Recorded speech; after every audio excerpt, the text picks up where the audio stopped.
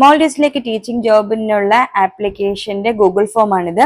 അവിടെ ആദ്യമേ നിങ്ങൾ ഫില്ല് ചെയ്യേണ്ടത് ഇമെയിൽ ഐ ഡി ആണ്. ഇമെയിൽ ഐ ഡി വളരെ കൃത്യമായിട്ട്, കാരണം നിങ്ങൾക്ക് പിന്നീട് വരുന്ന കോൺടാക്ട്സ് എല്ലാം മെയിൽ ഐ ഡി വഴിയായിരിക്കും, അതുകൊണ്ട് വളരെ കൃത്യമായിട്ട് കൊടുക്കുക.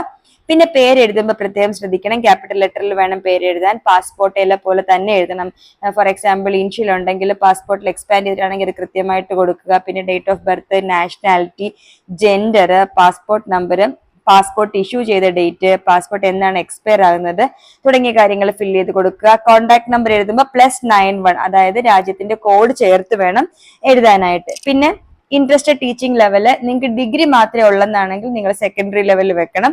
അതല്ല പ്രൈമറിയിലേക്കാണ് നിങ്ങൾക്ക് താല്പര്യമെങ്കിൽ BEd കമ്പൽസറി ആണ്. അതുകൊണ്ട് ഡിഗ്രി മാത്രമേ ഉള്ളെങ്കിൽ നിങ്ങൾക്ക് സെക്കൻഡറി ലെവലായിരിക്കും കുറച്ചുകൂടി ബെറ്റർ.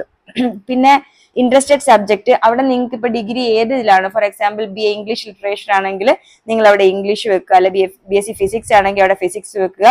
നിങ്ങൾ ഫസ്റ്റ് ഓപ്ഷൻ ചൂസ് ചെയ്യുന്നതിനെ ബേസ് ചെയ്തായിരിക്കും നിങ്ങൾക്ക് ഇന്റർവ്യൂ വരുന്നത്.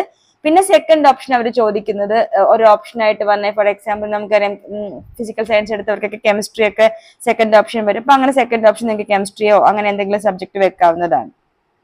പിന്നെ നിങ്ങളുടെ പെർമനന്റ് അഡ്രസ്സ് കൃത്യമായിട്ട് എഴുതുക. പിന്നെ ബാച്ചുലർ ഡിഗ്രി ഏതിന്റെ ബേസ് ആണ്, ഇപ്പൊ for example bachelor degree in science ആണോ, ബാച്ചുലർ ഡിഗ്രി ഇൻ ആർട്സ് ആണോ, അത് വ്യക്തമായിട്ട് എഴുതുക.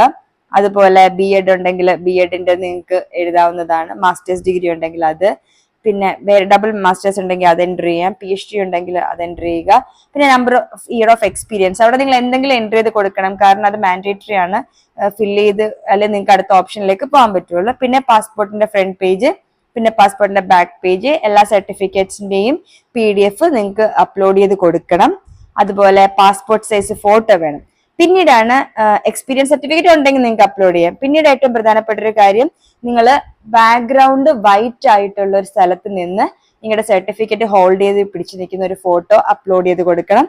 അതുപോലെ തന്നെ പാസ്പോർട്ട് ഓപ്പൺ ചെയ്ത് പിടിച്ചിരിക്കുന്ന ഒരു ഫോട്ടോ, നിങ്ങളുടെ ഫോട്ടോ ഉള്ള പേജിലെ പാസ്പോർട്ട് ഓപ്പൺ ചെയ്ത് പിടിച്ചിരിക്കുന്ന ആ പേജും ഫോട്ടോ എടുത്ത് അപ്ലോഡ് ചെയ്തതിനു ശേഷം മാത്രമാണ് നിങ്ങളുടെ ഈ ഗൂഗിൾ ഫോം സബ്മിഷൻ കംപ്ലീറ്റ് ആകുന്നത്.